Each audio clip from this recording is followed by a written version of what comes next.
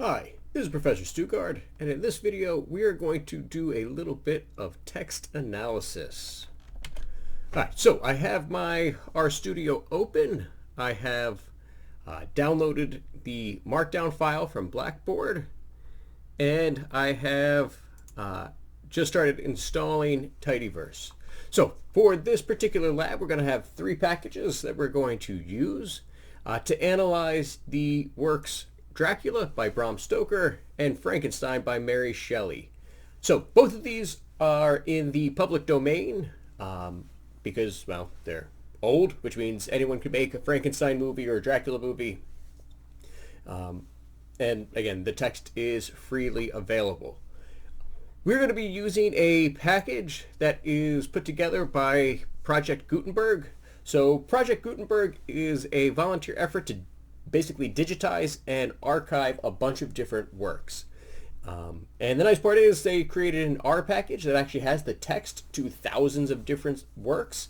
You can look up Project Gutenberg and you can look up, again, a bunch of classic texts, a bunch of classic literature. They also have speeches, and again, there's a whole bunch of basically text you can read for free now. And again, they make sure that it's available for everyone. So it is called the Gutenberg R package. Gutenberg, again, being the guy that invented the printing press. And so obviously we're going to do Tidyverse, which is, again, our typical package that we need to install every single time. We're also going to install the Gutenberg R package as well, and the Tidy Text package, which, again, is mentioned in your lecture videos, that we can use to do, again, basically organize our data in a really nice way. So I installed Tidyverse. Now I'll do library, Tidyverse, install packages, tidy text. That shouldn't take too long. Or so I say, right? All right, I guess that's running. Now there we go. And then we will install and load the other two packages as well. So Tidy Text is installing now. Then I'll have to load it using the library function. Then I'll install Gutenberg. Good. So now library, Tidy Text. It's already appearing. Good. That's loaded. Install.packages. And then in quotes, Gutenberg R. Again, this might take a little bit because, again, it's a bunch of different texts. So I will pause and come back once that is installed, and then I'll load it. All right, that was installed. So now library, Gutenberg R, and that is installed as well. So the nice part about this package is that everything's kind of stored together, and it has its own functions for accessing the different texts. So what we're going to look at first is just kind of take a look at the whole thing, which is under the Gutenberg metadata. So again, you can see when you start typing in Gutenberg, again, there's a bunch of different functions and data sets. We're going to look at the metadata here, and when I run that, we see that we see our variables here is the Gutenberg ID. So we see it starts numbering really at 1. Again, every text that is available has its own Gutenberg ID, and we can see that there are 51,987 more rows. So just about 42,000 different texts have been digitized and archived for us. We also see the title of the text, the author, the Gutenberg author, which is a number that doesn't matter to us. The languages printed in, again, most of these are English, but they do have other languages as well. The bookshelf, the rights, and do we have the text? So what we're just mostly concerned about is just, well, again, the two texts that we're going to look at, which is Dracula and Frankenstein. Now, if I want to find those, well, I'm going to take my Gutenberg metadata. So Gutenberg metadata, that's my data set. And I only want the ones that are telling me Dracula, right? We'll start with Dracula. So I want the Dracula one. well, what I need to do then is, well, filter. I need to filter for just the text that say Dracula. Now, because we are doing some kind of string analysis here, and again, we don't know exactly how it's stored because, again, well, Dracula, is it Dracula colon, vampires, or Dracula, well, again, how is it exactly, is it stored? If it doesn't match exactly, we might miss the text we actually want. So when I do my filter now, I'm actually going to combine filter with the string detect function. So str_detect. And what I'm going to tell this to do is look in the column title, right? That's the title. That is the variable here. And in that title, I'm looking for any title that now contains the word. So my second argument is going to be in quotes for the character string that contains the text Dracula. And I'm going to click run. All right, so it looks like there are actually 5 different texts for Dracula. We have Dracula, Dracula's Guest, Dracula, all by Bram Stoker. So again, it looks like this was digitized a couple of times, which is not particularly unusual because it's such a famous piece of work that, yes, different people have created different digital versions and uploaded it to Gutenberg at different times. All right. So if I want to now pull that Dracula text, I'll use that Gutenberg download function. And so let's start with that. So I'm going to store Dracula, and I need to create an object. So I'm going to create the object Dracula, and then I'm going to use Gutenberg download. All right, again, one of the Gutenberg functions that comes with that package. And the way I'm going to download it is with the Gutenberg ID. So again, we have a couple choices. Looks like 345, 6534. I'm just going to go with the very first one, 345. Oops. We're going to go with the first one, 345. 345. Good. All right. So again, I'm going to store that as Dracula. And good, it downloaded. And so we see here, now in my environment, I have Dracula. We have 15,486 observations of 2 different variables. So if we look at the way it's stored now, so Dracula, and we run, so the 2 variables, we have Gutenberg ID, and then we have text. And it looks like, just by looking at this way, that the text is actually going to be kind of either line by line or word by word. Kind of hard to see. So again, we'll click this. We'll view it actually up here, and we'll take a look. So, okay, so it's definitely not word by word. Looks like it's line by line. So each line, again, we have the Gutenberg ID, and then the line publishers, and look at all that beginning part. All right, so we have all of our introductions, and then the table of contents, and then where the actual story starts here. Looks like on line 75. So we're going to talk about that in just a second because I don't need all this beginning stuff. In fact, I don't want it when I'm doing my text analysis.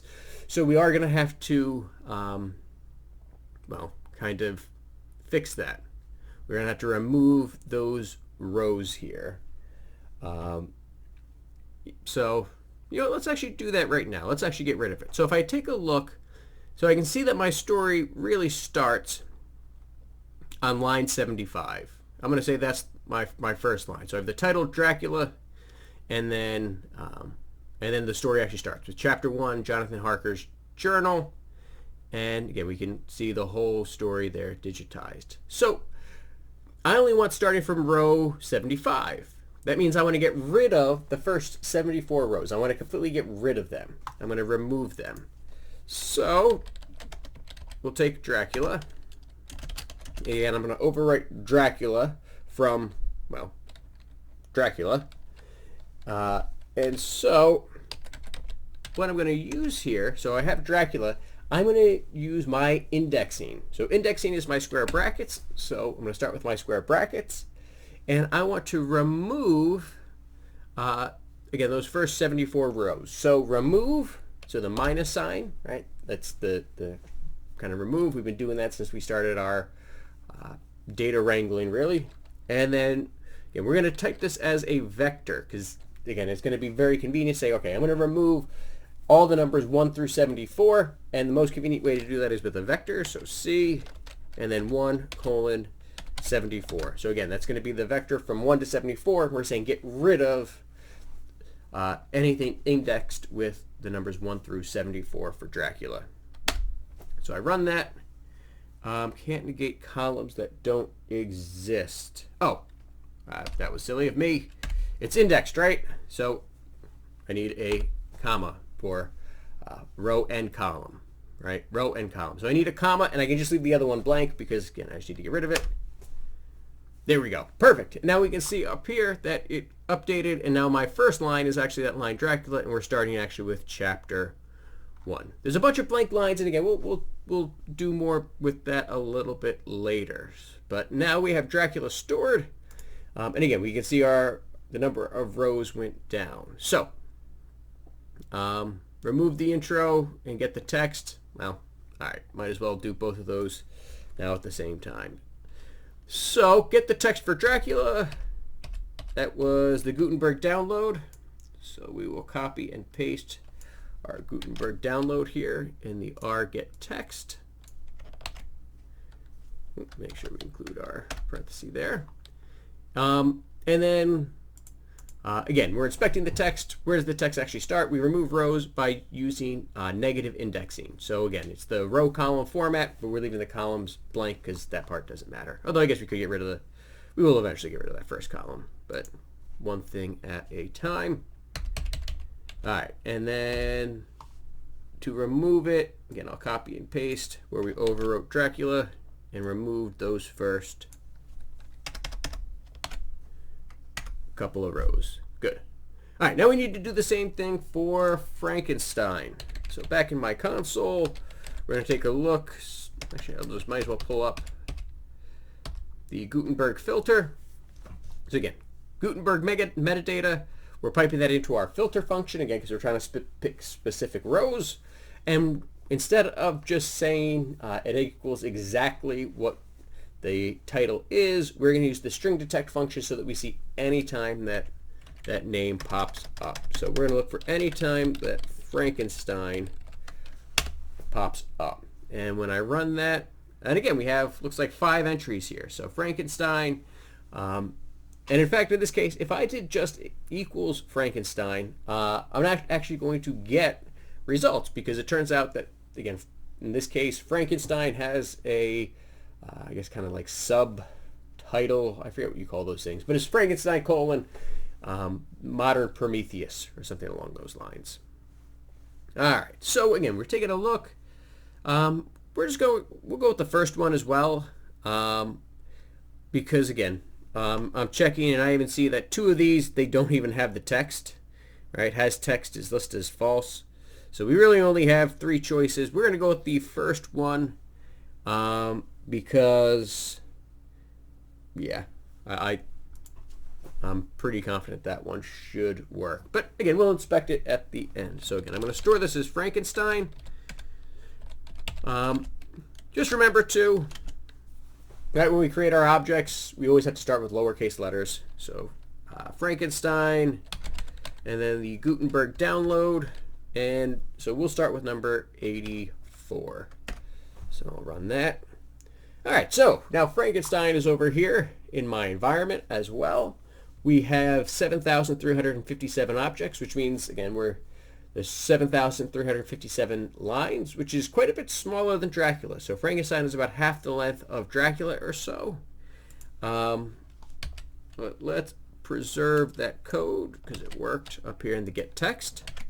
So get text, Frankenstein, the Gutenberg download, number 84, and Dracula was 345.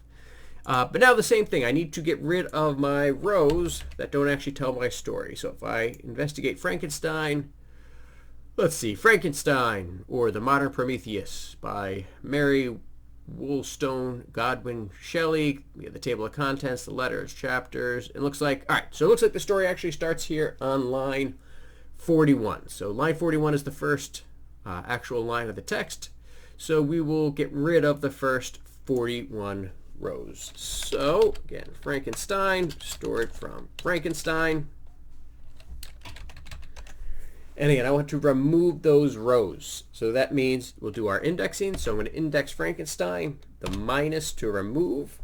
And it's, again, that row, comma, column format. So the rows I'm getting rid of are going to be 1 through 41. And the easiest way to do that is with its own vector. And then the comma. And again, we're leaving the column blank for now. So I do that, run it. And I can immediately see up here that now my first line is letter 1. So that's exactly where I wanted to start. So I will now copy and paste that code and put it in my R Markdown file. All right, good. So we have our text, but then the next thing we need to do is tidy it. And remember, tidy text, we want really, well, 1 observation per row, and in the context of text, that means 1 token per row. And we're going to use kind of the standard token being just a word. Although, of course, like, tokens can sometimes be phrases or sentences, especially if you have like catchphrases, right? Or, you know, again, like sentences that are used very commonly. Like, think campaign slogans, right? They're not just one word. They're a whole phrase. And again, we can look for those phrases if we consider that as a token. But again, we're going to look at just words. So we want to unnest the tokens, and then we also want to remove our stop words. And remember, stop words are our very common words that well, appear so commonly and without real context or meaning to the text itself that they don't really help us understand what's going on. All right, so again, we can do this in a couple different ways. First, let's take a look at stop words. So we have the tidy text loaded. So stop words, if I take a look at stop words, I can see that we have A's, able, about, above, accordingly. And again, 1,139 more rows. So again, we have 1,149 different stop words that really don't have a ton of meanings that we're going to remove here. All right. Now, we can do this in individual steps, or we can use that pipe function to, well, kind of chain these things together. So let's start with Dracula. So Dracula, I'm going to overwrite Dracula with, well, Dracula. And I'm going to pipe that into, and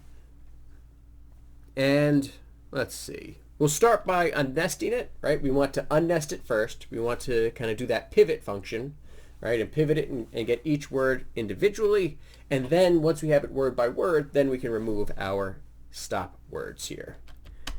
All right, so Dracula, from Dracula, we'll pipe it into, and again, the first thing I want to do is unnest. So unnest, and we're going to unnest underscore tokens, and from tidy text. And what we want to do here is, again, well, we can take a look. Hopefully it just went away. Here, I'll delete this. Question mark, unnest tokens.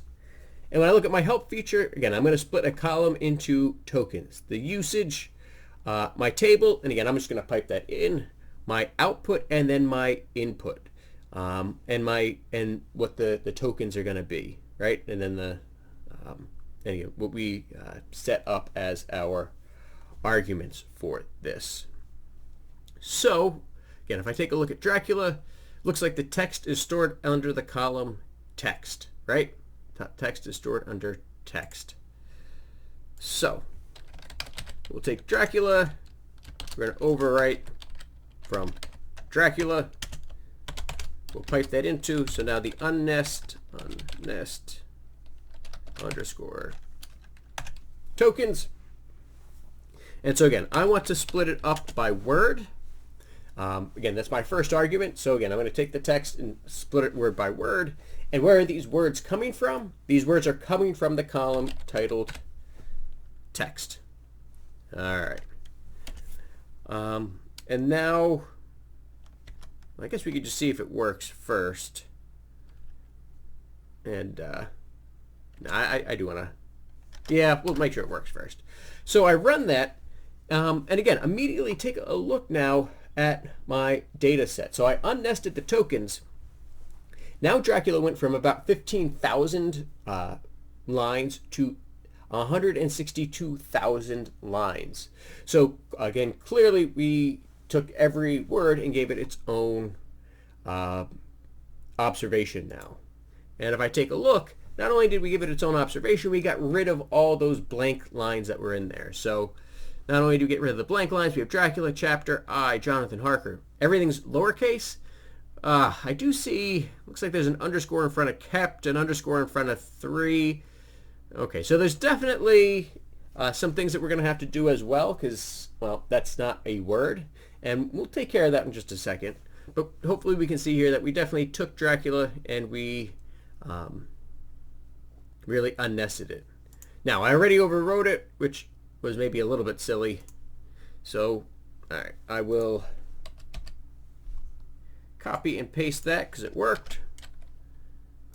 That was my first step towards tidying my text. And then now, let's get rid of our stop words. We'll start there. So again, Dracula is where everything is stored now. And I'm going to overwrite Dracula with, well, Dracula. And I'm going to pipe that into, and what I'm going to use now, we haven't really talked about this yet, but it is kind of an important part of doing data science is joining different types of lists or data frames together. And in this case, what I want to do is called an anti-join. And so an anti-join is going to compare the data set that I'm piping in to my second data set, which in this case is going to be the stop words, stop underscore words. And basically it's going to look through and say, okay, anytime that something from stop words shows up in Dracula, get rid of it. Just eliminate that entire row. So when I run this now, and again, I'm overwriting it. Again, see how we started with 162,000 rows? Let's see what happens when I do my anti-join, which is how I remove different observations.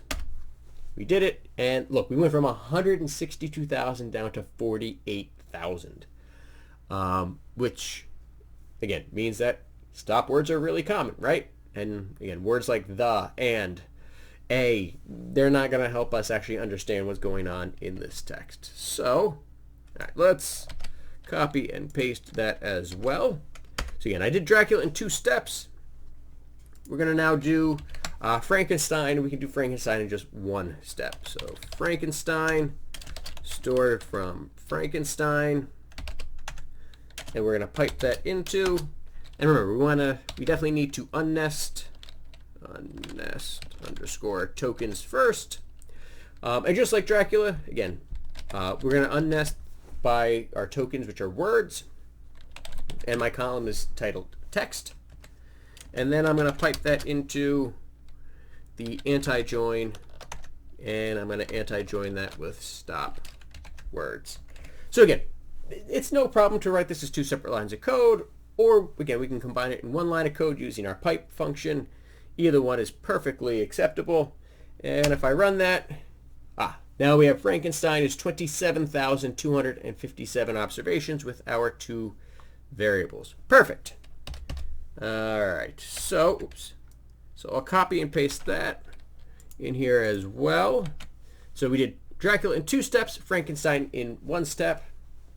But again, at the end of the day, it doesn't really matter. They both did the same thing. And if we inspect Frankenstein now, again, we see, all right, again, 1 word per observation. But again, we have, look at that, those underscores. Now, the reason that we have those underscores is because the people who, or the people or the person who digitized these works, using underscores like this is a way to denote italics. So anywhere that there was italics in the original text, we use like the underscore, and that's supposed to tell people, oh, okay, this is just a digitized like text file. These words are supposed to be italicized, but that's not really great for our analysis because I don't want those there. So we're going to have to tidy the text again. So tidy the text part 2. So again, the unnest tokens, it removed the punctuation at the end of our lines. Remember, it got rid of the periods and exclamation points, question marks, that sort of stuff, but not the beginnings. And so what we're going to do is we're going to mutate that column and basically extract just the words that start with A to Z. And so I included the code for us there, the string extract, how we would actually type that out. So again, look at the column for word, and what am I going to extract? Only the words that are start with the letters A through Z. And again, I know there's a couple extra punctuation stuff there. So again, that's kind of why I included it for you. All right. Also, just in case there are any empty rows, we want to get rid of those as well. So we'll start with Dracula. So Dracula, overwriting with Dracula. We'll pipe that into. And again, the first one I want to do is mutate. And so again, I have my string extract function, but we have to, again, define what our new column or our column that we're overwriting is first. So again, I'm just going to overwrite the column word, and that column word is going to equal the string extract in that whole line. So I'm just going to copy and paste from the R markdown that I gave you. So mutate the word equals the string extract, and then that. And then I'm going to pipe that into the drop NA function as well to get rid of any empty rows. Yeah, I'm going to combine this all into one step. I'll run my code here, and yeah, it looks like Dracula, we dropped just a few, maybe a few hundred maybe rows, which is not that much in the context of 48,000. I'll copy and paste that text. And that's Dracula. And now we got to do the same thing for Frankenstein.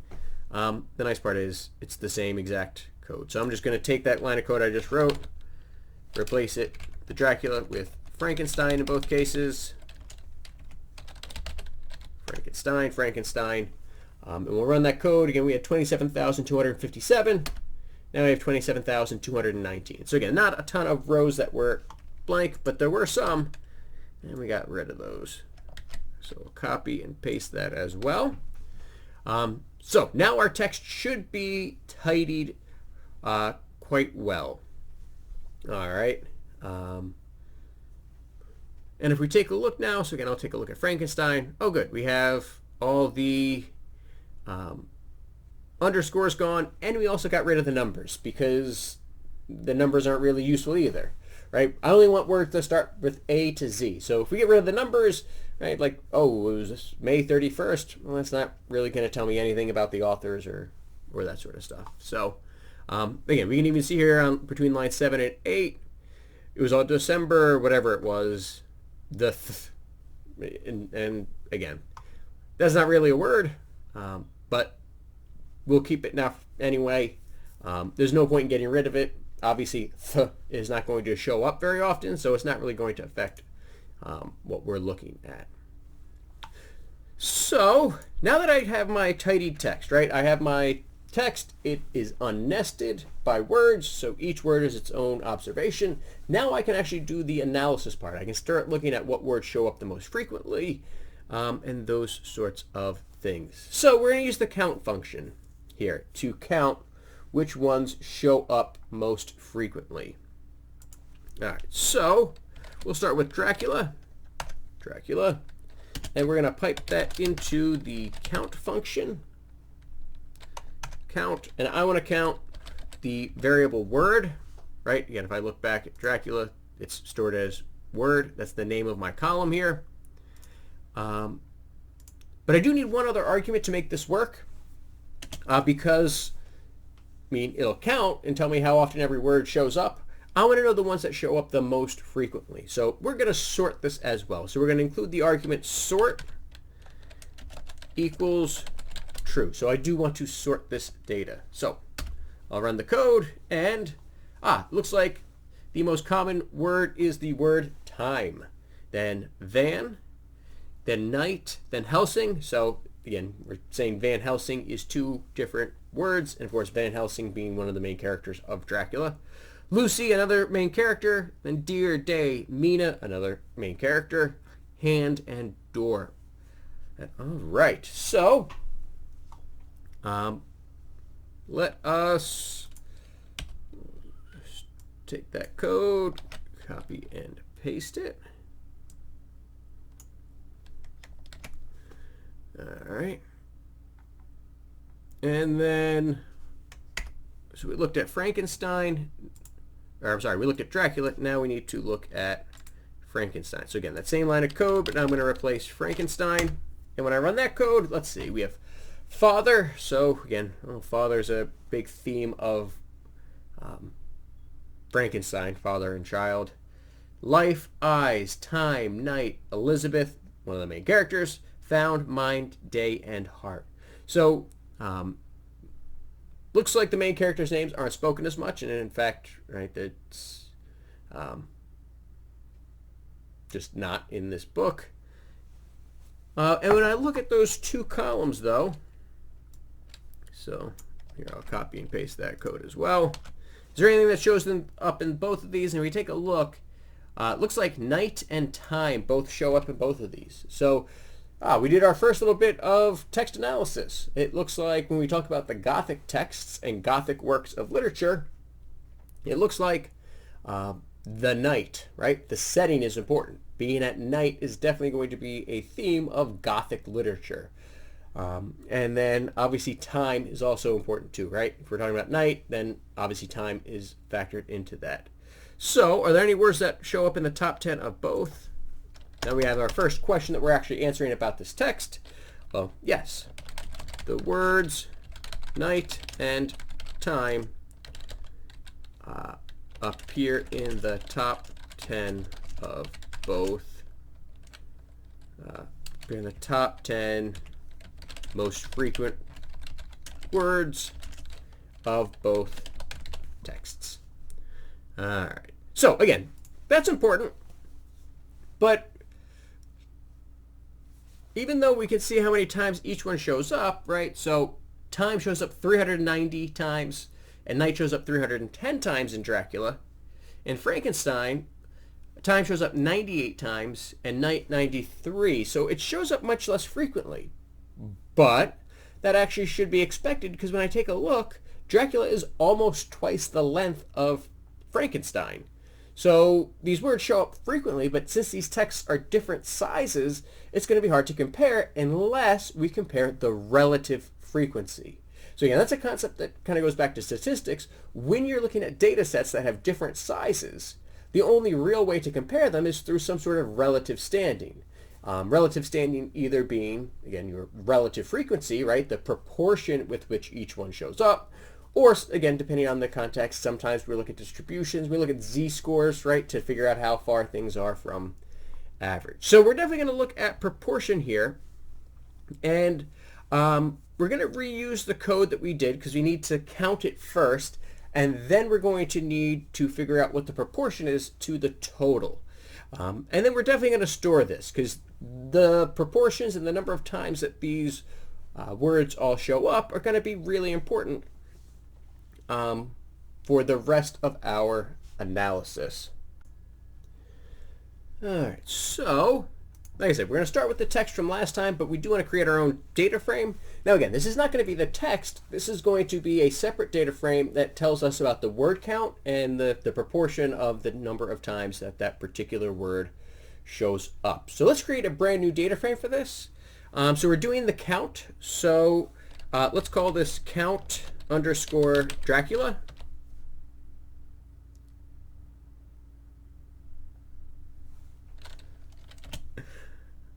All right, so our new data frame is called Count Dracula. Yeah, we're taking that. It starts from our original data frame, Dracula. We're going to pipe that into, so again, the first thing we need to do is basically start with our code from last time. So we're going to reuse the count. We want to count each word. We do want to sort it, being equal to true. We want the most popular one up top. And then we're going to need to pipe it into our mutate function. So mutate, and again, we're going to call our new column proportion, and proportion is going to be the number of times that word shows up, which is n, right? That was the count n. And again, we can see here when I look at in my console that each word, right, the count is an integer number n, and we're going to divide that by the sum of n. So we're going to add up the total number of words, and then that'll give us the proportion that that one shows up. So again, we'll copy, and we will paste that into our mutate function. We'll run. And now I have count Dracula. And look, we have only 8,866 observations. That means that Count Dracula, the book, only used 8,866 unique words, which, I mean, that's actually still a lot, right? That's almost 9,000 unique words. And if I inspect my data frame now real quick, we see that, again, we have it sorted. The most popular word is time. It shows up 390 times. The proportion of words, though, is 0.008. All right, so again, that's the relative frequency with which it appears. So we would expect it to appear just less than 1% of every word that he typed. So a little less than, a little worse than 1 out of 100, probably. I guess 1 out of 125 words is the word time. So every 125 words, he wrote the word time. And then we see the proportions for the other ones as well. Again, we would expect these to be kind of small because, well, we would expect, we don't typically think of classic literature as being repetitive, right? It's not exactly classical, or not exactly pop music here, right? All right. So that worked for Dracula, so let's store that as well. So we'll copy and paste. And now we have our object Count Dracula. Get it? That's pretty good. I think so. Anyway. All right. And now we're just going to do the same thing with Frankenstein. So again, I'm just going to use that same exact code. I'm just going to replace the word Dracula with the word Frankenstein in both cases. I'll run that. And now we see Count Frankenstein. We have 6,491 observations, which means when Mary Shelley wrote Frankenstein, she used 6,491 unique words. So, again, not quite as, I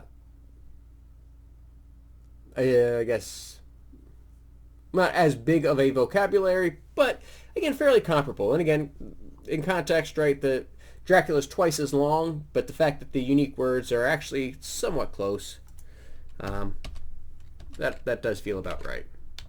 All right, so now we're going to copy and paste that code for Count Frankenstein as well.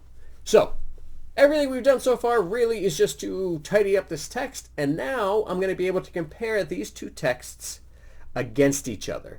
And that's the next step. I really want to see how these texts compare. Now, to visualize the word choice, though, I want to combine both of these data frames together. I want to put them together so that I'll be able to take a look and analyze just one data frame for our two different sets of data. Now, to do this, I actually gave you the code here. So we're just going to have to, just get rid of the those hashtags, the number signs, right, the comments, and we can run that code. We should run it in the console as well. Oh, it looks like I included an extra parenthesis there too. There we go. That should match up now. So again, we can run that code. I'm just going to copy and paste it, and I'm going to run it in the console as well so that I can see it in my environment. Although, I guess, yeah, we could, well, yeah, I copied and pasted it already, so I'll run that. So now, again, we have word frequency. And so what we also did when I ran this code, so bind rows, so binding by rows means put one row on top of the other, right? Basically take your one data frame and put the next one right below it. So you're just going to, again, bind the rows together to make one long data frame, which we can see here that word frequency.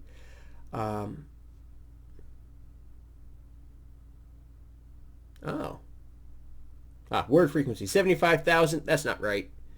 That's because I did something silly in my code here. It shouldn't be mutate Dracula because that's just my words. I wanted my word count. So I need to adjust that to be count Dracula and count Frankenstein, because again, it should not have a word frequency of 75,000 when I'm only combining rows of 8,800 and 6,400, right? If I combine those two rows together, I would expect like 15,000 and change, not 75,000. So again, I know you're following along with these videos. You got to make sure that when you're doing these things too, you're checking at each step, right? Logically, did my answer make sense? Well, no, it didn't this time. Make sure that we are doing the right thing. So again, I'm going to copy and paste. We're going to try this again. Overwrite word frequency. When I do it now, there we go. 15,000 different observations. And when I binded the rows, I actually combined inside that function. Not only am I going to bind the rows, I'm going to mutate the count Dracula to include the author being Bram Stoker, or just Stoker, and I'm going to mutate the count Frankenstein to include the author Mary Shelley, or Shelley, so that we can again see who wrote each one. And if I check word frequency now, we have the word, so again like the word time, the number of times it shows up, which is n, the proportion of times it shows up, and then the author being Stoker. So again, it's binding one on top of the other, so it's going to be the entire Dracula text, then it'll be the entire Frankenstein text way, way down if I scroll all the way down, right? Eventually we get to Shelley. And again, we can see that when we get down to some of these words that only show up once, like the word glow only showed up once, so its frequency is so small. And also like gnashing and gods and all that other good stuff. Okay, so again, make sure you change your code up here in the R Markdown file, because we're using count Dracula and count Frankenstein.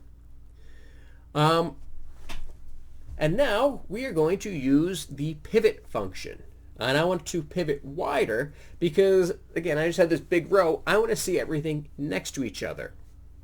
All right, I want to know word by word. I want to see, so that word time, how many times does it show up in Frankenstein? How many times does it show up in Dracula, or at least the proportions. I don't necessarily need the number of times it shows up, right? I'm mostly compared about the proportions. So, so let's actually get rid of that variable. We don't need n anymore. And when we pivot, it's not going to make sense to include n from both of them. We just want the author. So, all right, here's what we're going to do. So let's make sure it works first, right? We'll play around in our console because I'm going to do a few things, right? I'm going to get rid of the row n because I don't care about the number of times it shows up. I just want the proportion. So again, let's focus on only the variables that we really want, which is going to be the word itself, the proportion, and then again, the proportion that shows up in each of those texts, which now we're identifying the texts with the variable author being either Stoker or Shelley. So let's see how we would do that. So word frequency, right? That's our data frame that we're starting with. So I'm going to pipe that into, and the first thing I want to do is just get rid of that row for n. So I'm going to select. Remember, select is how we either choose or remove columns. In this case, I'm going to remove the column, so minus n. Again, that's just going to get rid of that column, n. And then I'm going to pipe that into, and now I need to use my pivot function. So again, we're going to pivot wider. So again, wider means we're taking it where it's, we're long, and now we're making it wide. So again, we're basically creating new variables based on the values of variables that already existed. So we're, again, pivot wider. And so the names underscore from comes from our author column. I'm going to make sure I spell author right? Author. Okay. Names from author. So again, that's going to tell me that the variable I'm looking for is author, and I'm going to now turn that into its own variable. So there'll be a variable for basically Shelley and Stoker. And then the values from are going to be our column that we created, proportion. Did I type that right? No, I did not. Proportion. Probably should have used something different. All right. And again, I want to compare the words that we use here. So I'm actually going to do one last thing as well, because there's going to be words that only appear in one of the texts or the other, right? We can see that obviously Count Dracula used more words than Frankenstein, right? More unique words. Well, if it only shows up in one of the texts, I can't really use that for comparison's sake, and it's not going to be particularly useful. And there are actually words from Frankenstein that never appeared in Dracula as well. So I'm going to do one more thing here, and that's going to be, what did I do? I'm going to, pipe into drop NA. I don't know why it's giving me that weird indent. Hopefully I typed that all in right. Well, we'll see. I'll run my code, and let's see, word frequency. Why did anything pop up? Maybe I do need to overwrite it. I don't want to make a mistake here and overwrite it. Oh my goodness. No wonder it did that. I forgot to include the parens at the end of my pivot wider function. So I'm going to go back. The parens at the end of my pivot wider function to close that up. And then, again, pipe it into the drop NA. No wonder that didn't work. All right, let's try that again. Again, good thing I didn't overwrite it. Right? Unexpected symbol in drop NA. Invalid argument to... And let me just type the whole thing again, because, again, sometimes that's just what happens. All right, so word frequency. I'm going to pipe that into, remember, select -n. So again, getting rid of my column for just the number, because I don't need it. I'm getting rid of it. Then I'm piping that into the pivot wider function.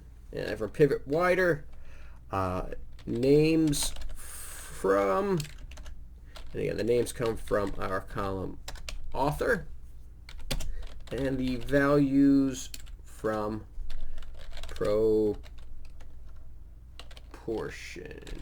Hopefully I spelled that right. Proportion. I spelled it the same way. All right. And then I'm going to pipe that into, and this looks better already, drop NA to get rid of any words that only appear in one of the texts but not the other. So let's see if this works now. That looks much better. We actually get a data frame. Anyway, we can see, again, time is still up there at the top. We see the word, the frequency it shows up when Stoker uses it, and the frequency it shows up when Shelley uses it. All right, nice, nice, nice. And again, now when I take a look at word frequency, looks like this one only has 3,565 more rows. So there's only 3,575 words that show up in both texts, which is kind of cool, right? So it turns out that a bunch of the words that Dracula used and Frankenstein used were unique to those texts and those texts only. But that definitely worked. So I'll take that last line of code, and remember, we're going to overwrite now. Now that we made sure it worked, I'll overwrite word frequency with word frequency. Store that, and when I run my code now, good. Over here in my environment, we see that word frequency has now been adjusted, and now there's only 3,575 observations. Nice. All right, so we will copy and paste. All right, nice, nice, nice. All right, now what I want to do is visualize what's going on. I want to see these words and how frequently they show up. And we're going to do a couple cool things here. So, all of our data is now in one data frame, so we're going to visualize using ggplot. That should be fairly familiar. So again, we're taking word frequency. The first thing I want to do is pipe that into ggplot. We're creating our visualization. And then I want a scatter plot of the data frequency of each word. But when I compare which words are more frequently used in which texts, if I just use a scatter plot, well, it's just going to be dots and not going to help me a ton with the words. So let's think about this for a second. So first of all, we're using ggplot, so let's set up our aesthetics first. We're using a scatter plot, so I'll need to find my x and my y. So x equals, all right, well, we'll do, how about Stoker along the x. So we use the column Stoker for that. My y variable will then be Shelley. So again, that'll be my x and my y. So the word frequency for Stoker is the x-axis, the word frequency for Shelley is the y-axis, and then again, each word is going to have an ordered pair based upon its frequency in each text. And the closer we are to the x-axis, the more frequently it's used in Bram Stoker, and the closer it is to the y-axis, the more frequently it's used in Shelley. And then again, the further out it is, the more popular it is for both of them. Okay, so we know we're using ggplot. We set up our aesthetics. Remember, ggplot, we're using the plus key here. So we are going to be doing Geom point, because I want a scatter plot. But again, I don't want the actual points. I want to actually put the words in, which I'm going to be able to do with the function that we actually kind of see in there. That's called Geom text. So to get rid of the points, though, well, luckily we have our function alpha, and I can set alpha to 0. Remember, that's going to make it completely transparent. Yeah, we'll play around with this, and I'll switch it off in just in a second. And again, we'll play around before we actually copy and paste and save our code. So Geom point alpha is 0, and then, like I said, now I want to actually say that, all right, well, in addition to the point, I want text to show up. I want each point to actually have text associated with it. And you can actually do this in a bunch of different visualizations as well. If you ever want to create a visualization and you're plotting points and you actually want the points to be labeled with text, we use the Geom text function inside of ggplot. So in this case, the Geom text, yeah, we're setting up our own set of aesthetics. So we do have to actually set up our aesthetics here, where each point is going to be labeled, and the label is going to equal the word itself, right? The word being the actual variable, that column for word. All right, so let's just start with that and see what it looks like. See where we're at. All right, so cool, right? Now we have a visualization. We have all these words, and we can see kind of stretched out. Obviously, at the origin there, close to 0, 0, there's a bunch of words that show up infrequently, and they're all right on top of each other. The first thing I'm going to play around with, again, if I change alpha to 1 and run my code, again, we can see we have the dot, but it puts the dot right in the middle of the word. And again, we can really play around with it and offset it so that it doesn't show up, but I don't see any point for actually keeping the dot itself. So again, I'm going to keep that alpha as 0. So a few other things that we can do as well. So let me just make it look good. Well, let's see. We should definitely add some labels here. Let's add some labels, because that doesn't look great either. So I'm going to add a layer for my labels, which again we do with labs. And so x equals, now instead of Stoker, maybe I should call this Dracula. So Dracula, my y-axis is now Frankenstein. And then my title, we'll call it word frequency. I'm sure if I sat there thinking of, spell it right, thinking for a little bit longer, I could probably come up with something better. But we have word frequency in Frankenstein and Dracula. That looks pretty good. But again, we have kind of a, let's see, kind of a mess. So I'm going to do one other thing with my graph. So to see which words appear more in each one, I'm going to add one more layer here. So plus, And I'm going to add a line. So to add just a line, it's actually the first one, Geom AB line. And so we can add a line really in a bunch of different ways. If I just do Geom AB line, by default, it adds the line y equals x, which is nice because that line y equals x gives me that kind of line of symmetry. So again, anything above that line is going to be more frequently seen in Frankenstein, and anything below that line is going to be more frequently seen in Dracula. So again, we can see very visually here that obviously the word father appears much more frequently in the text of Frankenstein, which again is a major theme of the story. And night and time, although frequent in both of them, definitely appear more frequently in Dracula, which should kind of make sense because Dracula is most active at night time.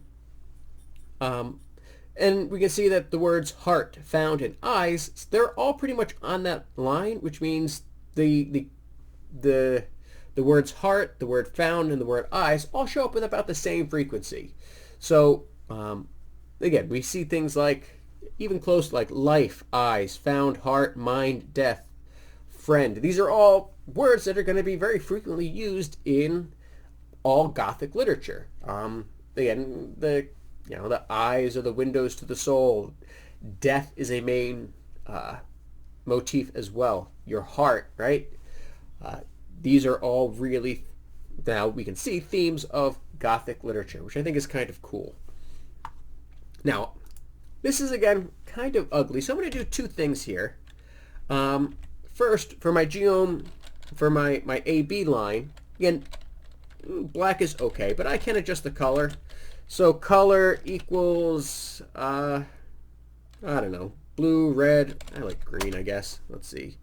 If I make it green, that's kind of bright. Let me try again. Maybe dark green. Yeah, I think I like dark green better. But again, choose your own, right? Feel free to absolutely choose your own. Now, one other thing, though, is that, again, that line is y equals x, which shows us the proportion on both sides. I really would prefer if that actually went from corner to corner instead of, it looks like it's a bit askew. It's not really showing me which one is which because my scale is not the same. I can look over here and my y-axis only goes up to 0.005. My x-axis goes up to 0.008. Actually, well, a bit past that, right? Well, let's make those the same. Let's make this a square graph so that our line actually makes a little bit more sense. So let's add another layer for our x limit and then our y limit. So our x lim 0 to, so again, the biggest one shows up there is 0.008. So we'll do from 0 to 0.008. But again, I want to go a little bit past, right? Clearly, you know, I don't want time to be cut off. So we'll try up to 0.85. If that doesn't work, we'll adjust. And then the y limit, we'll do the same exact thing. Again, it's got to be exactly the same to make it 0.085, to make it a square. So let's see if this makes it a square here.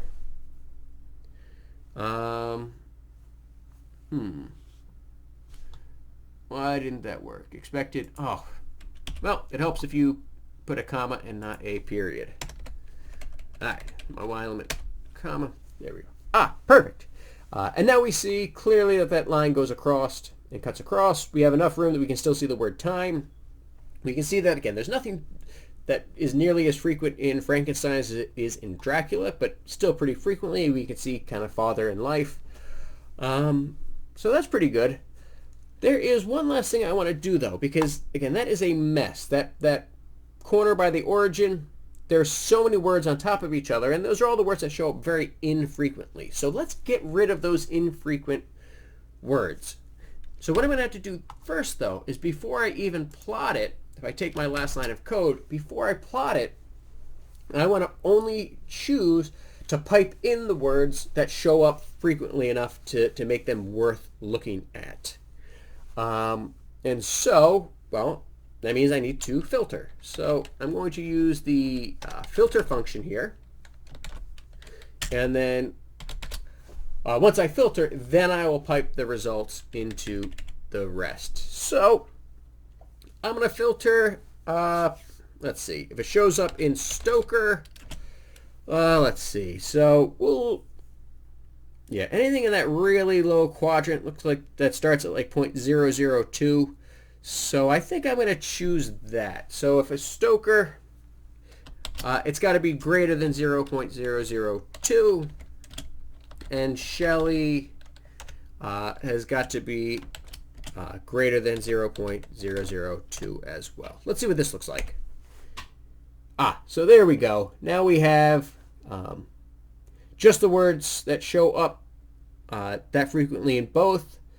Okay, so the comma actually works as like our AND function and our intersection. I think I don't want to do that. I think I'm going to take a look at this code. I'm going to do it with the OR function. So it could show up, as long as it shows up in one of those books that frequently. But again, now we can actually very easily see the words that are most frequent in both books are mind, life, heart, found, eyes, friend, day, dear, night, and time. But again, I'm going to go back to the filter function up here in my console. Instead of doing a comma, I'll use the OR, which is, again, that vertical line. Let's see if that changes anything. Cannot add, what did I just do? What is the matter here? Oh, looks like I accidentally, deleted a comma there. How did I do that? All right. Let's see what this looks like.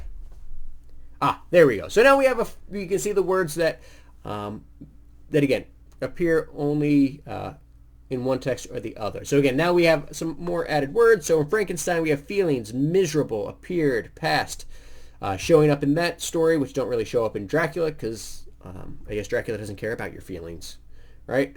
But then in Dracula, we have poor, looked, sleep, professor, God, some other good ones. So, man, I really like the way that this one turned out. This is the one I'm going to save here. So I'm going to copy and paste that.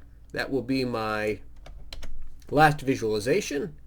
And then the summary are the words in both texts or words that are only prevalent in one text or the other. So that is your last part. Now that we have our really nice looking visualization, answer that question in your own words. Now, one thing that I included to help you a little bit, I included some of the advanced visualization stuff. Not all of it. And again, you kind of should adjust that and add the filters as well. But if you want to go and look at some of the, I actually have a reference point for some of the functions we haven't really done yet, which is like Geom text and Geom AB line. I did include it for you there as well. But like I said, finish up, answer the questions in English about the most common words, knit that to a PDF, and upload it to be graded on this lab. All right. I hope you had as much fun as I did doing this because, well, I enjoy this stuff. Hopefully you do at least a little bit too. And as always, take care of yourself.